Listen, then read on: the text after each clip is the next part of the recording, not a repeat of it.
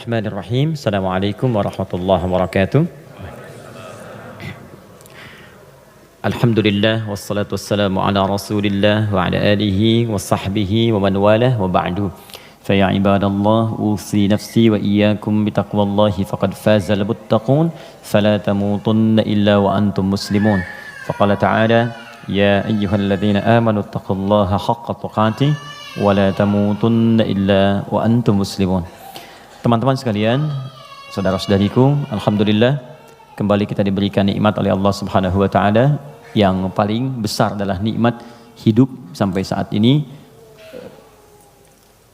Karena di antara saudara-saudari kita ada yang telah kembali kepada Allah Subhanahu wa taala, dan kita doakan semoga seluruhnya jika dia muslim diampuni dosa-dosanya oleh Allah Subhanahu wa taala, dan mudah-mudahan juga diberikan rahmat oleh Allah dan diterima semua amal salehnya.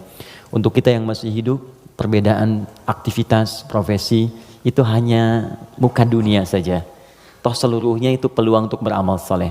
Saya lihat sebagian teman-teman kemarin ada yang dilantik di dewan, ada yang sebagian lagi beraktivitas, ada yang ke Palu, ada yang ke beberapa tempat, ada yang berdagang, berbisnis. Itu hanya muka dunia saja gitu. Ya, pada akhirnya itu adalah peluang untuk beramal saleh. Jadi dimanapun kita beraktivitas, maka tenunlah kebaikan di situ, karena mungkin Allah berikan amanah di situ kita bisa berbuat baik, dan di situ surga yang bisa kita raih. Maka jangan sampai ketika Allah titipkan kita sia-siakan peluang itu, karena tidak semua orang bisa mendapati itu semua. Saya turut mendoakan apapun yang kita kerjakan semoga diberkahi oleh Allah Subhanahu wa taala. Teman-teman sekalian, hari ini saya spesial ingin berikan kesempatan untuk diskusi kita. Kita tanya jawab hari ini supaya lebih luas dan ada jeda dulu dari apa yang kita bahas dari tema-tema yang lalu, sehingga barangkali temanya bisa lebih meluas untuk diskusi, dan persoalan-persoalan yang kita hadapi mungkin bisa lebih banyak di-share dan diberikan solusinya berdasarkan pandangan Al-Quran dan Sunnah Rasulullah SAW. Sebelum kita buka untuk diskusi ini, tadi dibacakan Al-Fatihah. Saya sedikit saja ingin share dari tinjauan ilmu Al-Qurannya. Al-Fatihah itu satu surat yang sangat istimewa di dalam Al-Quran. Semua punya keistimewaan surah Al-Quran tanpa kecuali. An-Nur itu surah cahaya. Jadi kalau teman-teman ingin dibimbing oleh Allah punya cahaya dalam hidup, ya cahaya dalam berperilaku, bagaimana Allah membimbing kita supaya pandangan kita dapat bimbingan dari Allah, pendengaran dapat bimbingan. Itu ada 10 bimbingan utama di surah An-Nur. Ada cahaya di alam kubur, itu surah Al-Mulk. Orang yang biasa senang baca surah Al-Mulk, nanti itu diberikan cahaya ketika dia masuk di alam kuburnya. Silahkan kalau nggak percaya buktikan rajin Al-Mulk, nanti saat masuk ke alam kubur akan terasa gitu. Kemudian ada lagi yang saat di hari kiamat, surah Al-Baqarah dengan Ali Imran. Al-Baqarah, Ali Imran itu spesial, dia bisa jadi pelindung saat ketegangan hisab. Ada yang suasana tegang, orang udah nggak peduli, yang penting pengen dihisab aja. Ya, nanti ada 7 golongan santai aja, tapi di tenda besar. Santai, ya sab'atun yadhilluhumullahu fi dhillin yauma la dhilla illa dhilluh. Ada 7 golongan yang saat di hari kiamat tenang aja mendapat naungan Allah, saat semua umumnya orang gelisah. 7 golongan ini ada al-imamul adil, imam yang adil. Ada kemudian yang paling indah itu rajulun, seorang laki-laki, atau syambun qalbuhu muta'alliqan bil masajid. Ada orang yang lekat dengan rumah Allah, jadi pengennya tuh ke masjid, pengen baca Quran di masjid, pengen itikaf. Ada syabani yatahabbani fillah, 2 orang yang bersahabat karena Allah. Cari sahabat-sahabat yang dekat tuh bisa saling mengingatkan, itu bersahabat sampai ke surga nantinya. Ada hadisnya. Ya, misalnya yang perempuan akhwat dengan akhwat, yang laki-laki ngingetin, yuk bangun tahajud yuk, gitu kan? Yuk baca Al-Quran, ayo kita ke majlis ilmu. Terus kalau ada berbuat yang kurang diingatkan, itu nanti di akhirat disatukan bahkan sebelum dihisab. Santai. Nah, tapi itu tendanya besar. Keluar dari tenda itu mustahil, tapi ada 1 golongan yang bisa jalan-jalan saat hisab. Keluar dari tenda itu jalan aja. Dialah pecinta Al-Baqarah dan Ali Imran. Ahli Al-Baqarah dan Ali Imran. Hadisnya sahih di Al-Bukhari. Ka'annahuma ghamamatan. Orang yang sering baca, bukan spesifik hafal ya, ingat, bahkan baca. Dia mencintai Al-Baqarah, cinta Ali Imran, sebelum tidur dia baca. Dia telaah itu. Itu nanti keduanya menjadi pelindung. Ka'annahuma ghamamatan. Jadi saat lelah, penat, padat, panas, itu jadi pelindung di atas kepala ya. Nah, kalau Anda punya bukunya Al-Imam An-Nawawi, namanya At-Tibyan fi Adab Hamalatil Quran. Jadi sebelum menulis Al-Arba'in 42 hadis, pernah dengar? Ada Riyadus Shalihin 1896 hadis. Beliau menulis namanya At-Tibyan fi Adab Hamalatil Quran. Bagaimana bercengkrama dengan Al-Quran. Ada petunjuknya. Nanti ada di halaman 52 terbitan Darun Nafais paling kanan pertengahan. Itu dikisahkan orang yang senang sebelum tidur baca Al-Baqarah.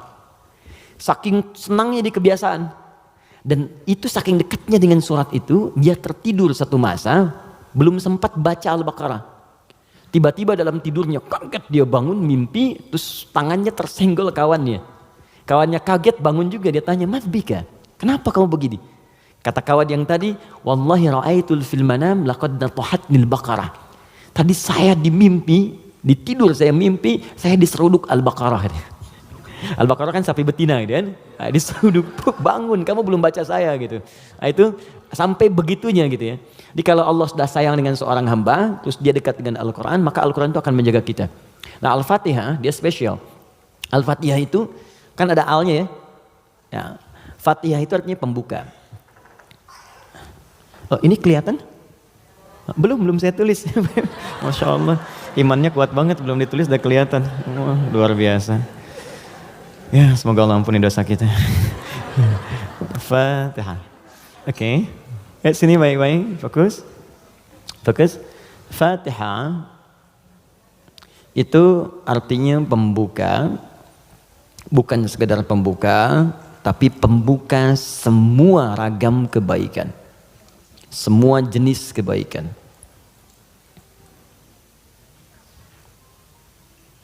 Nah, sebelum ada kalimat Fatihah ini masuk alif lam. Kalau kita belajar gramatikal bahasa Arab di ilmu nahwu khususnya, ya ilmu nahwu. Jadi ada 4 turunan bahasa Arab itu. Jadi ada nahwu, ada sharaf, kemudian sharaf 12 turunannya, ada balaghah 3 turunannya. Ada ma'ani, bayan, badi'. Ma'ani itu untuk memilih kata sehingga diksinya tepat untuk diungkapkan. Kayak kita mau bicara ke orang dewasa dengan anak kecil, anak muda beda kan? Bahasa milenial dengan bahasa yang senior lain ya. Nah, itu ma'ani. Bayan cara mengungkapkannya supaya jelas. Badi untuk memperindah kalimat supaya nyaman diterima. Jadi kalau kita mengajar seperti orang tidak tergurui, memerintahkan tidak tersinggung untuk kemudian diarahkan. Itu badi ya namanya. Sama kayak Anda memuji, saling puji ya. Kamu cantik deh, itu biasa. Tapi kalau kita katakan rembulan pun kalah oleh pesonamu saat ini, itu badi namanya. Silakan bikin status. Arud. Yang terakhir arud. Arud itu sebetulnya ilmu untuk bikin puisi di Arab. Ada 16 rumusnya. 16. Jadi disebut bahar namanya. Ada tawil, tawilun lahulun al-buhuri fadailu fa'ulun mafa'ilun fa'ulun mafa'ilu. Ada rajaz. Ya mustaf'ilun mustaf'ilun mustaf'ilun mustaf'ilun mustaf'ilun mustaf'ilun. Sautus safiril bulbuli hayyaja qalbi thamili al-ma'u wa zahrum ma'a zahri lahdil muqali fa anta yasali dari wa sayyidi wa maulali fa kam tayyibuli ghuzailun uqayqali qataftuhu min wadatin fi hadha ar-rajuli fa qala la la la faqad ghada muharwili wal walad wali ya wailali fa qultu la tuwalwili fa bayyinu lu'ali qalat lahu hina kadza in radidul muqali kahatan ka khailali tabtabitam tabtabuli. Coba diulang. Itu orang Arab. Cuma nanti belakangan itu bisa jadi rumus untuk bisa membedakan cara baca Quran dengan cara bacaan di luar Quran. Bisa. Di puisi itu kan puisi Arab ada qasidah namanya. Ya qasidah itu asalnya bukan yang pakai rebana, bukan. Ya qasidah itu kalau puisi ada 7 bait disebut qasidah. Misal, rumusnya madid, mufa'alatun fa'ilatun tala'al badru alaina min thaniyatil wada', itu asalnya qasidah. Dari bait puisi rumusnya madid. Ya, tapi orang jahiliyah dulu pun saat masuk Islam itu nggak pernah baca Quran dengan langgam-langgam ini. Ya pernah ada riwayat sampai Nabi misalnya imam baca Quran dengan madid. Ya, tala'al badru alaina wadduha wal laili idza saja. Kan enggak kan? Jadi sejahiliyah-jahiliyah mereka pun itu nggak pernah digunakan langgam ini untuk baca Al-Quran karena memang beda. Jadi kaidah makanya nggak bisa musik misalnya sekarang lagunya dipakai untuk baca Quran itu nggak bisa. Karena beda, ya beda ininya, frekuensinya lain. Gak ada kan imam baca sekarang, iyyaka na'budu wa iyyaka nasta'in, gak ada kan? Ya bisa sih bisa, cuman enggak gitu ya, kan gak enak kedengarannya. Itu ilmunya arud namanya. Dan ini ilmu bisa digunakan untuk mengukur pahala yang diberikan oleh Allah. Nanti lain waktu kita bahas. Nah, di ilmu nahwu ada al. Al ini punya dua arti secara umum. Satu disebut ta'rif, ma'rifat. Ma'rifat. Ma'rifat. Yaitu huruf yang ketika melekat pada kalimat menunjukkan sesuatu yang khusus, spesifik. Kalau di bahasa Inggris, the mungkin ya, artikel the. Car, mobil, umum. The car, yang ini nih, bukan yang lain. Pen, umum. The pen, yang ini, bukan yang lain. Nah itu dalam bahasa Arab al namanya. Jadi kalau ada al, yang dimaksud yang ini, khusus, spesifik, bukan yang lain. Al pertama yang melekat pada Al-Fatihah, berfungsi ma'rifah, menunjukkan sesuatu yang khusus. Surah ini adalah surah pembuka yang sangat khusus. Karena dia disusun khusus untuk membuka surah-surah dalam Al-Quran. Jelas? Semua ayat Quran itu baik. Dan pembuka kebaikan di ayat-ayat Quran disebut dengan Al-Fatihah. Jadi kalau Anda belajar Al-Fatihah dengan baik, maka Anda akan temukan bahwa surah ini khusus ditempatkan membuka untuk semua untayan ayat-ayat Al-Quran. Yang kedua, Al di sini kenapa disebut Al-Fatihah? Karena surah ini khusus ditempatkan untuk membuka bacaan dalam sholat. Jadi ketika kita mulai takbir, Allahu Akbar, rukun bacaan pertama dalam sholat itu Al-Fatihah. Jadi kalau bapak, ibu, teman-teman, ikhwan, akhwat tidak baca iftitah, itu sholatnya masih sah. Karena sunnah hukumnya. Tapi kalau Anda sengaja nggak baca Al-Fatihah, maka Anda mengulang sholat, batal hukumnya. Jelas? Nah, yang dahsyat yang mau saya sampaikan, ini rahasianya. Awas, saya fokus ya, ini rahasia dan diantara kita saja. Oke. Disebut alnya yang kedua dengan istighraq namanya, istighraq. Ya, jangan hafalkan istilahnya, yang penting paham maksudnya.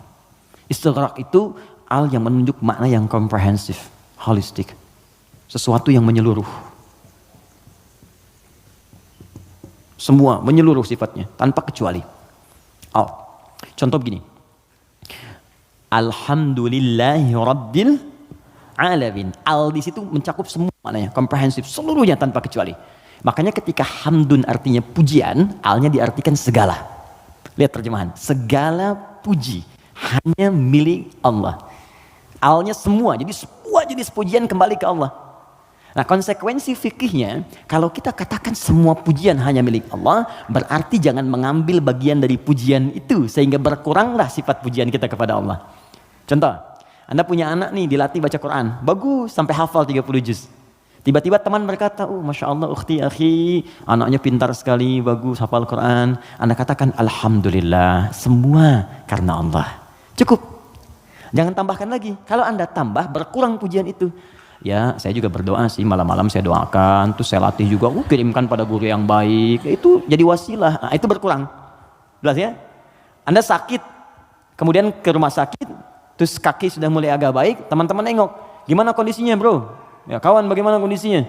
Alhamdulillah, sudah baik. Nah kalau sudah Alhamdulillah jangan ditambah. Ya walaupun sedikit, ya walaupun meskipun barangkali itu hilang semua. Karena ada al. Nah sekarang, masukkan ke sini. Tadi teman kita baca Al-Fatihah, fungsi yang kedua, dia ini. Istighraq menunjuk pada makna semua tanpa kecuali. Kalau digabungkan dengan makna ini rahasianya. Pembuka jenis kebaikan. Masuk al di sini. Maka surah Al-Fatihah, seluruh ayatnya, kalau dipelajari dengan benar dan diamalkan, dia akan membuka semua jenis kebaikan yang diharapkan dalam hidup. Orang ingin sukses, pelajari Al-Fatihah, maka akan dibuka kesuksesan. Ada yang sakit, ingin mendapat kesembuhan cepat, pelajari Al-Fatihah.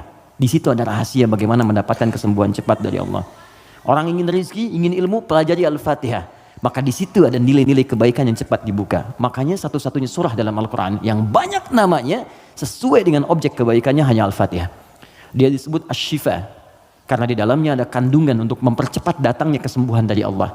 Ada kepala suku di Arab dulu tersengat kalajengking Arab, racun masuk ke dalam sampai sekarat. Secara medis nggak bisa, semua angkat tangan. Datang rombongan sahabat, yang tadinya mampir ditolak, kemudian dikejar. Ada nggak yang bisa menyembuhkan di antara kalian? Satu orang mengangkat tangan. Kata orang ini, insya Allah, bukan saya akan sembuhkan kalau Allah berkehendak. Dibawa orang ini kemudian menghadap pada kepala suku tadi, dilihat kondisinya, dibacakan Al-Fatihah, hanya sekali baca, tidak diulang, tanpa wasilah apapun. Begitu dibacakan, selesai baca, sembuh orangnya. Nah, ini pembuka semua jenis, makanya dalam setiap keadaan seringkali dibaca Al-Fatihah, Fatihah, Al-Fatihah. Tapi persoalannya, kok orang dulu bisa sekali baca sembuh, orang sekarang ratusan ribuan kali nggak sembuh-sembuh gitu. Persoalannya apa? Nah, rahasia Al-Fatihah ada di ayat kelimanya. Ini yang mau saya sampaikan, ini hadis qudsi di sini. Ya. Ayat kelima, yuk kalau kita hitung dari bismillah, bismillahirrahmanirrahim, alhamdulillahirabbil alamin, arrahmanirrahim, maliki yaumiddin. Kelima, iyyaka na'budu wa iyyaka nasta'in. Saya bacakan hadis qudsinya, ini yang mengiringi ayat ini saat diturunkan. An Abi Hurairah radhiyallahu taala anhu qala, dari riwayat sahabat Abu Hurairah, semoga Allah meridhai kepadanya, qala Rasulullah SAW, saya mendengar Rasulullah SAW berkata, qala Allahu azza wa jalla, kata Nabi, saya mendengar Allah menyampaikan di hadis qudsi, qasamtu shalat baini wa baina abdi, saya bagi salat kepada dua bagian antara aku dengan hambaku, wali abdi ma sa'al, dan kalau hambaku benar menunaikan tugasnya, maka aku akan kabulkan apapun yang ia minta pada saat itu. Nah, ketika menyebut kalimat salat, ternyata yang disebut Al-Fatihah.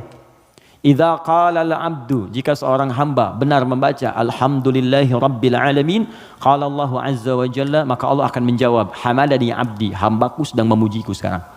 Idza qala al-'abdu ar-rahmanir rahim, jika seorang hamba berkata ar-rahmanir rahim, qala Allahu azza wa jalla, Allah menjawab, asna alayya 'abdi, hambaku sedang menyanjungku sekarang. Idza qala al-'abdu maliki yaumiddin, jika hamba membaca maliki yaumiddin, qala Allahu azza wa jalla majjadani 'abdi, maka Allah langsung menjawab, hambaku sedang mengagungkanku sekarang. Gini, maksud kalimat ini di pembuka yang 4 ini, kata para ahli hadis, salah satunya ingin memberikan gambaran kepada kita bahwa setiap beraktivitas, rasakan kita dipersaksikan oleh Allah. Itu poinnya. Saya ulang ya, kalau Anda ingin mendapatkan janji dari kemuliaan Al-Fatihah ini, maka rumus yang pertama, kata para pakar hadis, rasakan setiap kali kita berinteraksi, sekalipun hanya berkata itu, rasakan Allah mengawasi kita. Itu yang disebut ihsan namanya. Apa namanya? Ihsan. Itu ada di hadis Muslim, nomor hadis yang ke-8, paling kiri sebelah atas. Hadis Muslim. Nomor hadis yang ke-8. Di Al-Arba'in, nomor hadis yang kedua. Riwayat Umar bin Khattab. Ihsan an ta'budallaha ka'annaka tarah fa illam takun tarahu fa innahu yarak. Perhatikan baik-baik. Anda jadikan, kata Nabi, ini rumus cepatnya, kalau semua hidup ingin dimudahkan oleh Allah, semua ingin dibuka kebaikannya, maka pertama jadikan semua aktivitas kita sebagai ibadah. Itu poinnya. Yuk teman-teman yang kerja, niatkan ibadah. Kalau Anda cuma kerja aja, jangankan Anda, yang belum beriman pun kerja juga. Coba cek. Anda bisnis, dia bisnis. Bisnisnya sama dengan Anda. Anda kerja, dia kerja. Kerjanya sama dengan Anda. Di kantor yang sama, jamnya sama, pekerjaannya sama. Dia belum beriman, Anda beriman. Pertanyaan saya, yang membedakan iman Anda dengan dia yang belum beriman apa? Maka kata Nabi, mesti ada bedanya. Bedanya itu adalah, jadikan pekerjaan kita diniatkan ibadah. Itu poinnya. Makanya setiap pekerjaan kita itu pasti melekat doa di dalamnya. Untuk menjadikan pekerjaan jadi ibadah. Silahkan cek.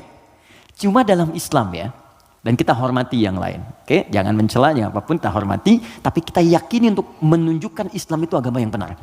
Cuma dalam Islam, yang seluruh aktivitasnya bersanding dengan doa. Dari bangun tidur sampai tidur lagi. Coba lihat, bangun tidur kita ada doanya nggak? Ada. Cek. Yang lain tidak. Bangun tidur kita ada doa. Makan ada doanya? Ada. Minum? Ada. Berpakaian? Ada. Bahkan maaf ya, urusan ke toilet pun ada doanya. Bahkan kakinya diatur. Masuk toilet kaki kiri, keluar kanan. Beda dengan ke masjid. Masuk masjid kaki kanan, keluar kiri. Doa masuk keluar beda. Tuh, bekerja ada doanya. Even kita tidak tahu doanya pun, kata Nabi cukupkan dengan kalimat Bismillahirrahmanirrahim. Kullu amrin dzibalin la yubda'u fihi bi Bismillahirrahmanirrahim fahuwa abtar. Setiap perbuatan baik yang tidak diiringkan kalimat Allah di dalamnya, minimal Bismillahirrahmanirrahim. Paling singkat Bismillah. Minum Bismillah, makan Bismillah, ya bekerja Bismillah. Itu kalau kita nggak ungkapkan itu mohon maaf, nilai ibadahnya hilang. Ya. Nah, apa manfaat menjadikan aktivitas kita ibadah? Di antara manfaatnya, kalau kita menjadikan itu ibadah dan kita merasa disertai, diawasi oleh Allah, maka mustahil Anda akan mengerjakan yang buruk dalam hidup. Mustahil. Ini ada minuman ditawarkan pada Anda. Dan Anda merasa saat akan minum ini, Allah mengawasi kita. Maka mustahil Anda akan menyentuh minuman yang tidak disukai oleh Allah. Mustahil. Demi Allah saya katakan. Nggak akan pernah Anda minum minuman yang dilarang, bahkan mengucapkan kalimat bismillah. Udah minum aja dulu whiskinya pakai bismillah biar dosanya kurang dikit. Nggak bisa. Mustahil. Nggak akan Anda sentuh. Pekerjaan juga begitu. Ya, kaki, tangan, teman-teman yang tugas di dewan nggak akan nyusun anggaran macam-macam. Kenapa? Karena merasa Allah lihat. Nggak mungkin Anda tanda tangan sesuatu sementara Anda merasa disaksikan Allah dan Anda tanda tangan pada yang buruk, mustahil. Oh, tapi kan fee-nya besar nih proyeknya. Allah menyaksikan kita. Atau saya istikharah dulu deh biar benar. Jelas ya? Nah, kalau kita merasa disaksikan Allah, kemudian kita berada di track yang benar untuk mengerjakan kebaikan. Jadi dari mulai kepala sampai kaki itu semua baik. Melihat baik, karena takut begitu melihat yang salah Allah lihat nih, malu. Mendengar baik, melangkah baik. Ketika kebaikan ini dijaga, maka terbukalah semua pintu kebaikan. Ini maksudnya. Maka ketika Anda jadikan ibadah, maka perhatikan kalimatnya. Idza qala al-'abdu, ketika hamba sampai pada kalimat iyyaka na'budu. Ya Allah, kepadamu saja, untukmu saja. Perhatikan cara menerjemahkannya. Kami beribadah. Maksudnya kami jadikan semua aktivitas kami sebagai ibadah hanya kepadamu saja. Salat kami hanya untukmu. Puasa kami hanya untukmu. Bekerja pun kami niatkan mendapat ridhamu. Tidur pun kami niatkan mendapat ridhamu. Makanya sebelum tidur kita ada doanya. Kan? Jika Anda benar mengucapkan kalimat ini, iyyaka na'budu, dan kita praktekkan dalam hidup, perhatikan. Wa iyyaka nasta'in. Ya Allah, saya seorang hamba yang pasti punya persoalan dan butuh pertolonganmu. Kalaupun saya punya masalah, pasti saya hanya akan minta kepadamu. Lihat jawabannya. Hadza baini wa baina abdi. Langsung dijawab oleh Allah tuntas. Ini perjanjian antara aku dengan hambaku. Wali abdi. Kalau hambaku benar komitmen dengan perkataannya, mengerjakan semua aktivitasnya sebagai ibadah kepadaku, masalah apapun yang dia minta, aku akan kabulkan. Hadis qudsi. Apapun yang dia minta, aku akan kabulkan. Bahkan ada orang yang belum minta sudah diberikan oleh Allah Subhanahu wa taala, bergantung pada level ibadah yang ia kerjakan. Semakin tinggi, semakin kuat. Nah, kalau Anda kumpulkan jumlah ibadah ini, ada sholat, ada puasa, Anda tingkatkan, infak, baca Quran, semakin ditingkatkan semakin tinggi, maka kumpulan ibadah ini disebut takwa namanya. Apa namanya? Takwa. Karena itu ketika Quran menyebutkan kalimat takwa, pasti bersanding dengan ibadah. Coba lihat, sholat ibadah bukan? Kalimat sholat dibuka dengan takwa. Dzalikal kitabu la raiba fihi hudal lil muttaqin. Al-Baqarah ayat 2. Siapa orang takwa di sini? Ayat 3. Alladzina yu'minuna bil ghaib wa yuqimunas shalah. Oke, teman-teman, kita puasa. Puasa disandingkan dengan takwa. Al-Baqarah ayat 183. Ya ayyuhalladzina amanu kutiba alaikumus syiyam kama kutiba alal ladzina min qablikum la'allakum tattaqun. Yang kemarin haji, semoga Allah terima hajinya. Yang umrah, semoga yang belum segera berangkat insyaallah, ya. Yang nggak cukup dengan amin, nabung, siapin schedule yang baik. Oke, sekarang lihat. Kita haji yang umrah, itu muaranya takwa. Buka Quran surah kedua ayat 197, paling kanan sebelah atas. Al-hajju ashhurum ma'lumat, faman faradha fihinna al-hajja fala rafatha wala fusuqa wala jidala fil hajj wa ma taf'alu min khairin ya'lamhu Allah wa tazawwadu fa inna khairaz zadi taqwa. Semua takwa. Nah, rahasianya di sini. Kenapa kita diminta salat, puasa, zakat, takwa? Karena ternyata takwa itu wasilah untuk mencapai harapan yang kita inginkan. Buka Quran surah kelima ayat 35, paling kanan sebelah bawah di mushaf. Quran surah kelima Al-Ma'idah ayat 35. Saya kasih rumus cepat, setelah ini kita diskusi. Oke. Ya ayyuhalladzina amanu, hai orang-orang yang telah menyatakan dirinya beriman kepada Allah, ittaqullaha, tingkatkan takwamu kepada Allah. Tadi bentuknya ibadah. Jadi kalau sholat tingkatkan. Maksud ditingkatkan di sini dari yang fardu ke sunnah, gitu kan? Dia bukan menambah bilangan yang fardu. Oh, berarti besok aku subuh dari 2 jadi 4 gitu ya Ustaz. Ya, saya tambah dengan yang sunnah. Yo, yang belum duha, yang belum tahajud, tambah, naik ke atas. Ya, puasa tambah yang dari Senin tambah Kamis. Okay? Kamis, Senin, Kamis puasa Ayyamul Bid 3 hari di pertengahan bulan. Tambah lagi misalnya Daud kalau kita mampu sesuai dengan kemampuan. Naik untuk apa? Teruskan ayatnya. Wabtaghu ilaihil wasilah. Takwa itu gunakan sebagai wasilah untuk meminta kepada Allah apa yang kau harapkan. Teman-teman mau minta apa? Sukses di karir? Nyaman di rumah tangga? Anak-anak sehat? Pintar? Hafal Quran? Kalau Anda punya permohonan tertentu kata Allah, maka sebelum memohon, cari dulu wasilah takwa. Beramal dulu. Dan niatkan amalan itu untuk mewujudkan apa yang ingin Anda mohonkan tadi. Itu rumus. Makanya banyak orang yang mengerjakan ibadah itu diisi dengan doa permohonan. Puncaknya sholat. Makanya sholat disebut sholat karena banyak doa di dalamnya. Coba lihat, waktu kita diminta sholat. Mu'adzan itu pengumumannya, kan itu membuat kalimat bukan cuma sholat. Saya tanya sebentar, yang pengen sukses boleh angkat tangan siapa? Oke. Yeah, it's happening. Oke, yang pengen bahagia? Baik. Yang pengen sukses tapi nggak bahagia? Pilih mana? Sukses tapi nggak bahagia atau bahagia nggak sukses? Tidak ada pilihan ketiga dan nggak usah milih. Ini saya satu dulu.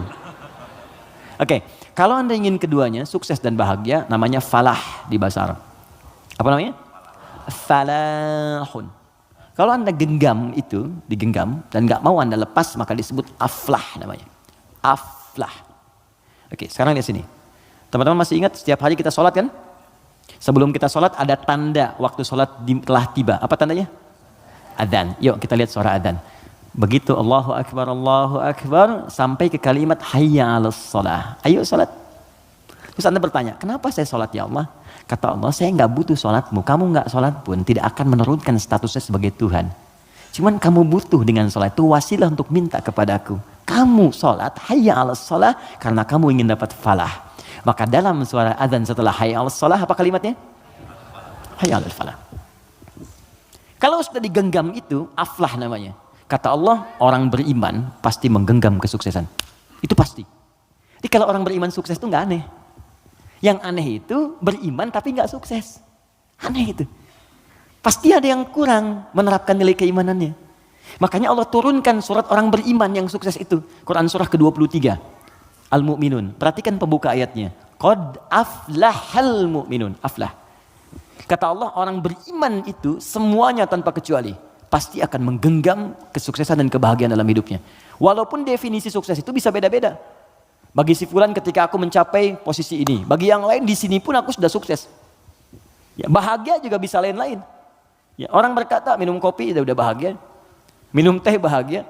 Bahagia itu begini, bahagia itu seperti ini. Tapi Quran tuh memberikan yang pasti gitu.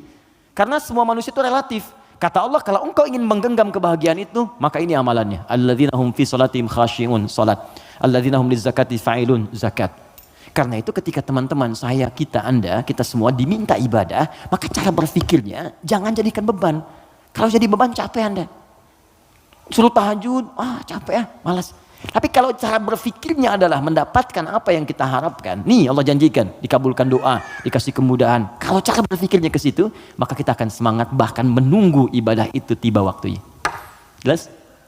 Maka kalau teman-teman setiap kajian dengan ustadz manapun, siapapun, tadi ada yang bacakan Al-Fatihah seperti tadi, maka ingat-ingat, barangkali bukan Al-Fatihah yang dibacakan. Barangkali ada pengingat dari Allah, hey, dari sekian bacaan itu engkau bacakan 17 kali dalam sehari seumur hidup, maka berapa yang sudah engkau praktekkan? Apakah engkau merasa aku mengawasimu saat beraktivitas? Ataupun engkau merasa bahwa setiap ibadah itu bukan beban, tapi untuk mengabulkan apa yang engkau harapkan?